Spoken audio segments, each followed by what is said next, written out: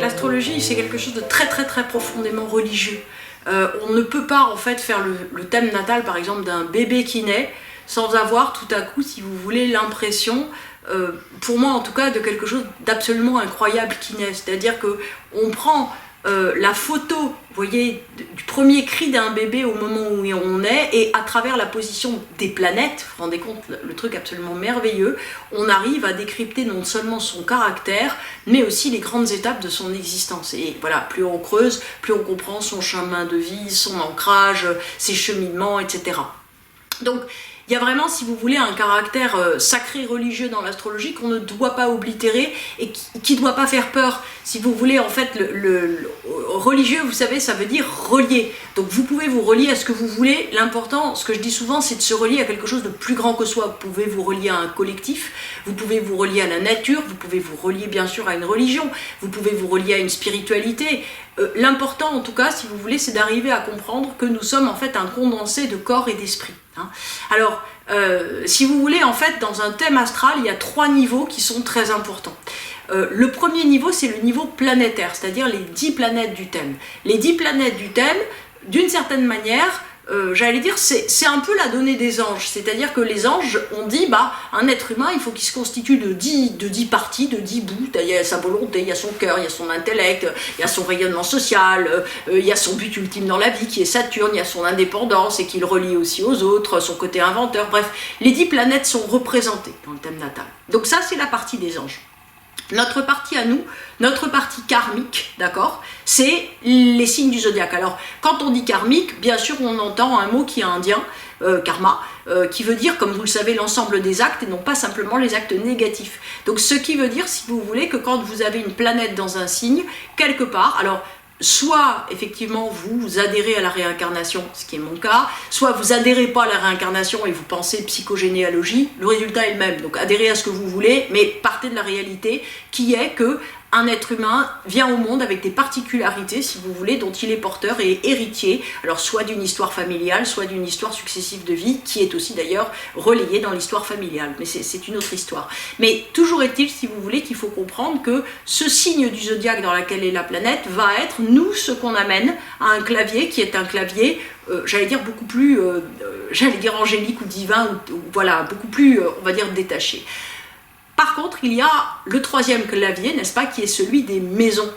Donc les maisons, c'est le domaine tout à fait concret dans lequel on s'incarne.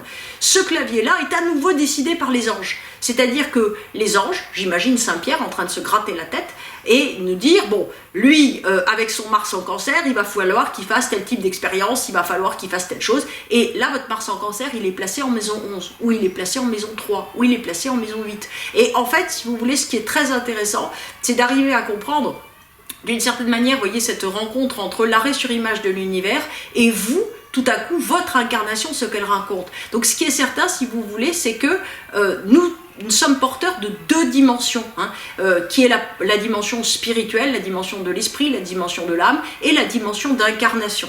Alors souvent on me demande, mais laquelle des 2 est la plus importante? Tu préfères ton père ou ta mère? Non, en fait il n'y a pas de question, si vous voulez. Il n'y a pas de meilleure dimension. C'est absurde de penser que parce que voilà, on est sur Terre, on ne va pas ou manger, ou boire, ou dormir, on en a bien sûr besoin. On a besoin de faire des expériences. Et ces expériences que nous faisons donc astrologiquement en maison, si vous voulez, elles font quoi? Évoluer notre signe, notre planète en signe, qui, si vous voulez, est porteuse donc d'un karma, c'est-à-dire d'un ensemble d'actes, ou de souvenirs, ou d'expériences, ou de j'allais dire, voilà, de préjugés, enfin, on va pas appeler ça préjugés, ça s'appelle samskara en indien, c'est-à-dire que c'est un petit peu comme les sillons d'un disque, si vous voulez, il y a des choses qui sont pré-réglées, et en fait, les expériences qu'on va vivre vont nous transformer ces espèces de sillons dont on est porteur à l'intérieur de la tête. Ces sillons sont porteurs, si vous voulez, de tout un tas de différences, c'est-à-dire qu'on peut avoir un Mars qui est plutôt colérique ou un Mars qui est plutôt actif.